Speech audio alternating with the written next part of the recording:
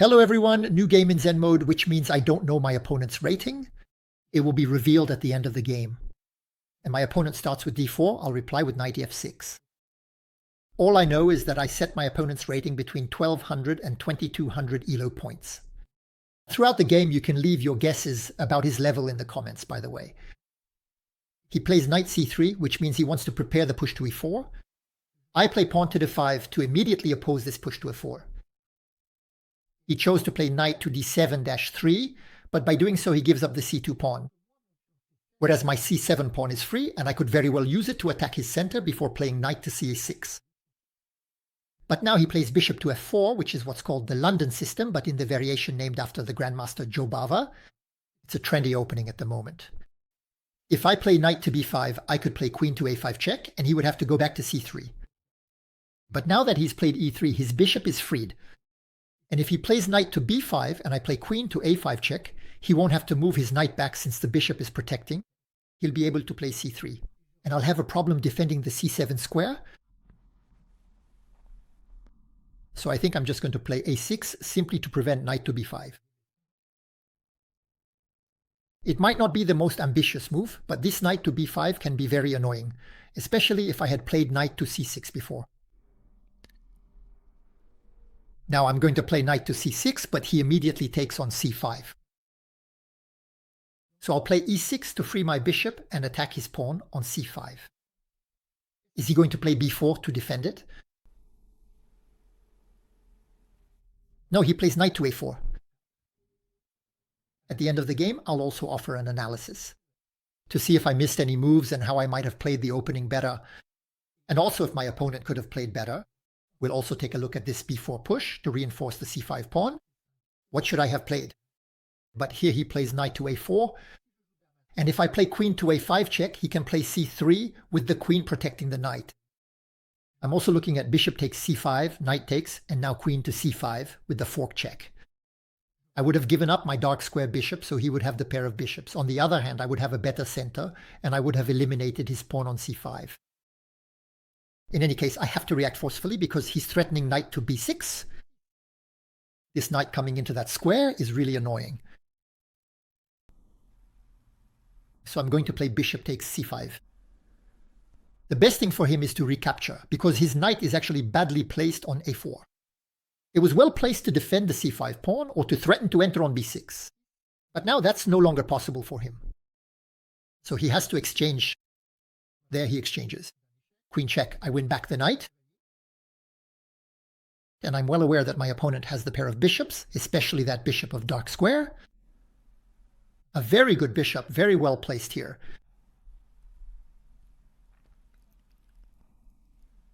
So what can I try to do? I could try to break up his pair of bishops, for example, by playing bishop d7, bishop b5. That can be an interesting idea. I can also try to develop with my pawn center, with knight c6, to prepare the e5 push. He plays bishop d3. I think I'm going to play this idea of bishop d7, bishop b5. Bishop d7 now. And bishop b5. When playing against the pair of bishops, wanting to exchange one of the bishops to break up your opponent's pair is often a relevant strategy. And the problem is, if he wants to avoid the exchange of the pair of bishops by moving his bishop back, he won't be able to castle anymore because my bishop will control the f1 square. So he can play bishop to c2 to try to play a4 afterwards, to push my bishop back. But no, he prefers to develop. So I immediately break up his pair of bishops. And now I think I'm going to castle. So here in this position, there are two imbalances. He has a bishop of a black square, not me. So I have to be very vigilant about all the attacks he could engage on that color. On the other hand, I have an extra piece to play on the white squares, so I'll be looking to attack on the white squares. And don't forget that I also have an extra central pawn, so better central influence, even if in this position it doesn't matter that much. Why? Because a lot of pieces have been exchanged, and a strong center of pawns usually helps with attacks on the king. But since so many pieces have been traded here, probably no real attack is possible against his king. He played knight to e5, so I'm going to play knight from b8 to d7. I'm offering the exchange of the knights. I want to steer the position toward a queen and knight versus queen and bishop endgame. I could have also played knight c6, but with king to d7, I create a relay with my knight on ef6. That can be interesting sometimes. He plays the pawn on h4. So what's the idea of playing the pawn on h4? He probably wants to exchange knights, force my knight on f6 to retreat so he can play h5, and then look to play h6 to break through my g7 pawn, which is the most important pawn for me here because it's the pawn that defends the dark squares. Since I don't have a dark squared bishop, it's very important that I keep it. But I could play h6 at any moment to block the advance of his own pawn to h6. I can exchange knights, but then his bishop ends up well placed on that diagonal. I could try to play knight to e4 or knight to d7 to attack his bishop. Why not? I'm going to exchange his knight. And now, watch what I'm going to do with mine. On knight e4, he will probably play f3. I can do that, then go back to d6, for example, and if he takes, I take back, and he'll still have weaknesses around his king. The h4 pawn that's gone, the f3 pawn that's also moved up, that causes a general weakening of his king's position. But I can also play king to d7, attacking his bishop on e5 like that. I think I'm going to play knight to 4 for now. It's a bit of a provocative move. The knight enters his territory, and it might prompt him to play a move like f3. I'm also freeing up the f-pawn, so that maybe I can play f6 myself to consolidate on the dark squares and push back his bishop. His bishop can come to d4, attacking my queen, and my queen can retreat. And there will be this threat of f5 to try to trap his bishop, by the way. He plays bishop to d4 himself immediately. I'm considering queen to a7 to go on the attack. The pawn here on h4, that's what I'm going to play. If I play h5, I'll block his pawn with the push to h6. And if I play g3, it weakens a lot of white squares around his king. For now, I can't take advantage of it, but my idea is to be able to do so later, because his dark squared bishop won't be able to defend the white squares, whereas I have an extra piece, the knight, to try to get into those white squares at some point. If your opponent heavily reinforces one color, you can try to break in on the other color, to infiltrate on the other color. He plays the pawn to h5, so I'm going to fix this h5 pawn. And why not try to attack it later? For example, with queen h4. That's interesting because he won't even be able to reinforce with the g4 push. The queen would take queen h4 or queen g5.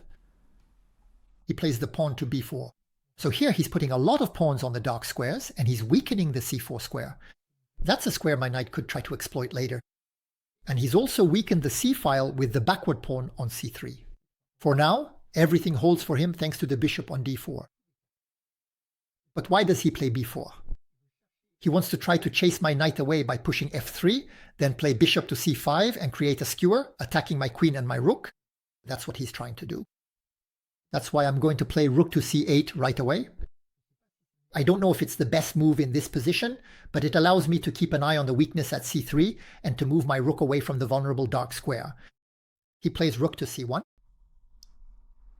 Now I can also establish myself on c4 and then look to double my rooks on the c-file. But I'm also looking at attacking his pawn on h5. Let's imagine queen h4. I think he'll play queen e2 to defend his pawn. If I play queen g5, it's the same. He'll have queen e2. But queen g5 leaves me the push in a5. His bishop still has the b6 square. Because on c5 he'll lose a pawn, but then there will be rook c6. And if he comes to a5, the push b6, and his bishop is trapped. So this idea of queen g5 is interesting. Not only am I attacking the h5 pawn, but I'm also threatening the push in e5. And his bishop is running out of squares. I'm going to play like this, queen g5. So the main threat is to take the pawn. And if he defends with queen e2 or with queen d1, he will have this push in e5 to chase his bishop, weakened besides the pawn c3. He plays f3, he counterattacks right away on my knight, maybe that's the best he could do. I could play knight f6, but then he'll divert my queen. I'm looking at knight e6. Knight d6, now he could come to c5. I think I'm just going to play knight f6 anyway, because he can ultimately divert my attack on the h5 pawn by playing bishop takes, queen takes. I want to take back with the queen to preserve my castling. But then he has to deal with the weakness of the c3 pawn, and even the general weakness of his king side, because on the king side he has a lot of weaknesses. He's pushed a lot of pawns forward, and as long as there are queens on the board, it's going to be dangerous for him. I'm going to play knight f6. This might not be the most ambitious move because I'm allowing this exchange to happen, but the pawn structure favors me, both in terms of his king's safety and also in this weakness on the queen side with the c3 pawn. So there's the vulnerable h5 pawn, the e3 pawn, the general weakening of white's castling, and the c3 pawn. There are a lot of weaknesses, and as you can see with the rooks, I'm going to try to double the rooks and attack this c3 pawn. Well, maybe not by coming to c4, actually, because if I go to c4, he'll play the e4 push, and I won't be able to take because I'd lose my rook. He plays g4. So I'll play rook c7 to prepare to double the rooks and triple the attacks on c3. He's going to defend with rook c2, so I'll try to lock down his position. Of course, I'll look at possible queen infiltrations, like what happens if I play queen h4. Especially now that he's just played pawn f4, which means the g4 pawn is weakened. My opponent isn't really considering the weakening of his king's position. He's sending his pawns to attack my castling, but at the expense of his own castling's defenses. So if I play queen h4, he'll probably play queen e2 to defend. Then queen g3 check, because after queen h4, if he plays queen d1 to defend the g4 pawn, I have queen g3 check and I'll attack the e3 pawn. So after queen h4, he'll play queen e2, queen g3 check, he won't be able to go to g2, and he'll lose the e3 pawn. So queen h4, queen e2, queen g3, it's not bad actually. Let's try this line. I don't have much time left, but there's an increment. We're playing with a time control where I get a 5-second increment with each move. He plays queen e2 as expected. So queen g3 check. For now, I'm in contact with all these pawn weaknesses, but I can't win them yet. He has weaknesses, but he hasn't cracked yet. King f1. Here I'm looking at rook e4 to try to attack the pawn on e3. He'll probably play rook e1 to defend. I'm going to play rook e4 anyway. I really like that move actually. Rook e1, that will prevent his king from having escape squares. And I also want to look at attacks with the push on e5, for example.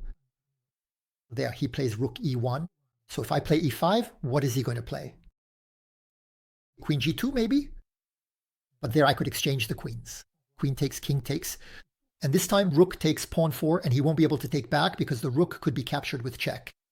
So the push on e5, if he takes, that allows me to capture on g4 and bring my rook into the fight. If he doesn't take, I'll take, of course. All right, I'm playing e5. Weakness on e3, weakness on c3, weakness on g4, and now weakness on f4. And sometimes there are possibilities to play rook takes b4 to try to capture his rook if the queen is no longer there. So you see, I'm putting pressure all over the place. I don't have much time, but I hope he's going to crack. By the way, he pushes f5. He's going to crack. He gives up the g4 pawn. So rook takes g4. I keep the queen for now because it will help me attack his king. I'm threatening queen g1 mate. Maybe he'll play queen f2. He plays queen f2. Queen h3 check. If he comes to e2, rook g2, he loses the queen. I play queen h3. And as you can see, he ends up paying for the pawn weaknesses on his rook. We had identified very early in the game when the h pawn advanced and then the f pawn advanced. So now rook g2 and he loses the queen on the cleavage h. And probably he's going to abandon. No, he doesn't abandon. He's still playing. All right, I give a check. I attack his king. The e3 pawn is protected, but I'm also attacking the other two pawns. We're about to find out my opponent's rating. You can estimate it once again in the comments. Let me know what you think. So here, among all the pawns, I'm going to choose to take the d5 pawn. Anyway, the d5 pawn is also under attack. We've cleared so many pawns from his kingside that he went to the other side to take refuge. He puts his rook there, attacking the d5 pawn. I'm going to come to f3 to defend it and attack the pawn on e3, actually with check. Now the strategy isn't necessarily to keep attacking his king. I can also simply win by pushing the passed pawns. There are pawns just waiting to be pushed forward. And at some point, he'll have to sacrifice a rook to stop these pawns from going to queen. So I play h5. So it's surprising that he doesn't resign here, because I have a queen against a rook. He has two rooks, I only have one, but I have a queen, so that's still stronger. And above all, I have a huge pawn's advantage. So he brings his rook to put pressure on the h4 pawn. Maybe queen to g3 that attacks both rooks, but he can defend them. But there's also pressure on the e3 pawn. Maybe he can still play rook to e2. He plays rook to h1. I'll defend with the g5 pawn. And my idea now is to take on e3 and then on c3. He plays rook d2, so he can take d5, but he will lose c3. So he comes to defend. Now we're going to break everything. I play d4. If he takes, I exchange the rooks, and then queen e4, check fork, picks up his rook. So he doesn't take, but by not taking, he lets my pawn become a passed pawn, obviously advancing. So I give him a little check, I push again, and the queen is within reach here. That's it, he resigns, and now it's the moment when his rating will be revealed to us. So my opponent is a Swedish player, rated 1770 in the time control we just played, and in an even faster time control, he's rated 1652. You can see he's a player who plays a lot. He's played 1040 games in just 1 year. So the computer gives me 91% accuracy versus 85% for my opponent, but you can see that I still made a blunder and a mistake, and we'll see where I made them. And we'll also take a look at this London Jobava opening and the questions surrounding, so bishop 4, which could have consolidated his pawn on Charlie 5. So my opponent started with d4. I played knight to f6, controlling the e4 square. He plays knight to c3, wanting to support the pawn push, but I play d5 to oppose it. Bishop to f4, so he's playing the London Jobava variation against me.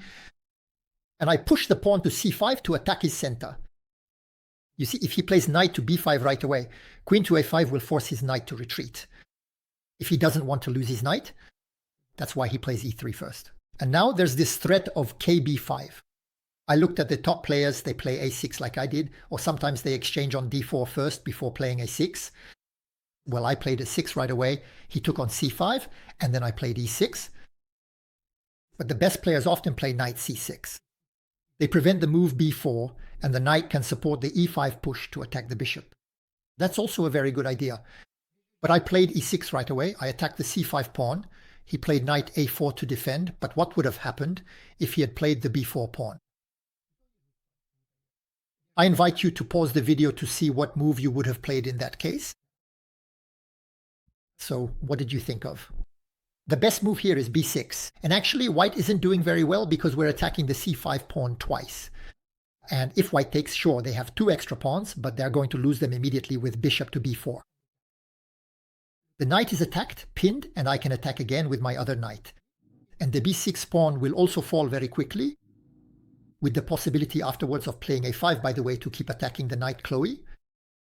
So in the game, the move b4 isn't good, and my opponent played the best move with knight to a4. I take on c5, he takes back, queen to a5 check, he plays c3, and I win back the knight. And he plays bishop d3. It's true that in this position I have a better center of pawn, but on the other hand, he has the pair of bishop. So I'm going to break his advantage, and I play bishop d7, then bishop b5. Kingside castling is a popular move, of course, but I like this idea of breaking his pair of bishop. And it's going to work very well, because after bishop b5, he castles, so obviously it takes me some time to play bishop d7, then bishop b5, then bishop takes d3. And you can see that he has already completed his development. He has his rooks connected, the knight, the bishop, and the queen developed. So he has 3 pieces out against 2. He has already castled. And yet, when you look at the computer analysis, there is a slight advantage for black. You see that development isn't everything. I had identified that my opponent's advantage was the pair of bishops, so I broke up that pair of bishops. Now, it's true that this came at the expense of my development. I ended up a bit less developed. But in reality, he doesn't have the opportunities in the position to really take advantage of his development. And that's what the computer thinks in this position. And after all, it's my move, and I managed to do kingside castling. So my development lag isn't that significant either. He plays knight to e5. So I play knight to d7, and I'm looking for the exchange of knights to have the queens and knights attacking tandem. A tandem that I won't actually use very well. I missed a very important move. He plays h4. So here I exchange on e5. And I play knight to e4. He comes to attack my queen. Queen to e7, I counterattack the advancing pawn, and I fix the weakness of his pawn. Now he plays b4. What he wants is to chase away my knight to play bishop to c5 and get the skewer to win the exchange. I understand that, so I play rook to c8 immediately. He plays rook to c1, and now I come to attack his pawn. He plays f3. He chases my knight, and I don't know why. I completely overlooked the fact that my knight could go to g3. I was only considering going back to f6 or d6, while the g3 square was just waiting for my knight. It was a fantastic square for it. I block the g2 pawn, which can't come to support the h5 pawn, and I attack the h5 pawn twice. That was obviously a decisive move. So I go back to f6, and you can see my advantage drop sharply. Of course, he's going to exchange bishop takes, queen takes, and he pushes the pawn to g4. I'm going to start doubling my rooks to attack the weakness of the pawn, and he comes to defend. I double the rooks, and now he comes to defend. And what happens next? For now, I'm obsessed with the weakness of the pawn on c3. And I forget that the move rook c2 left the pawn on f3. So here's another mistake I made in the game. I could, of course, have taken the pawn on f3. But I play rook to c4 to try to fix his position, and my advantage, even though it's been reduced, is still decisive nonetheless. He pushes the pawn to f4, so now that allows my queen to get in. I attack the pawn on g4, and he comes to defend. Queen to g3 check, he moves to f1. If he had brought his queen back, I could have taken the pawn on e3 with check, so he goes to f1. Rook to e4. I'm attacking the e3 pawn twice, so he comes to defend. And now I push the e5 pawn to break through his defenses and bring my rook into the attack against his king's position. And in reality, he has no more defense now. I'm attacking the f4 pawn 3 times. And if this pawn captures or advances, as happened in the game, it leaves the g4 pawn with a decisive attack on the g-file now. So he plays queen f2 to give the escape square, but queen h3 check, king e2, rook g2 wins the queen. And the end of the game is no longer of any interest. So there you have it. I hope this game was either instructive or at least entertaining. You can give me likes, leave comments, share the video, support the channel, and we'll meet again soon for new adventures on the chessboard. Goodbye, everyone.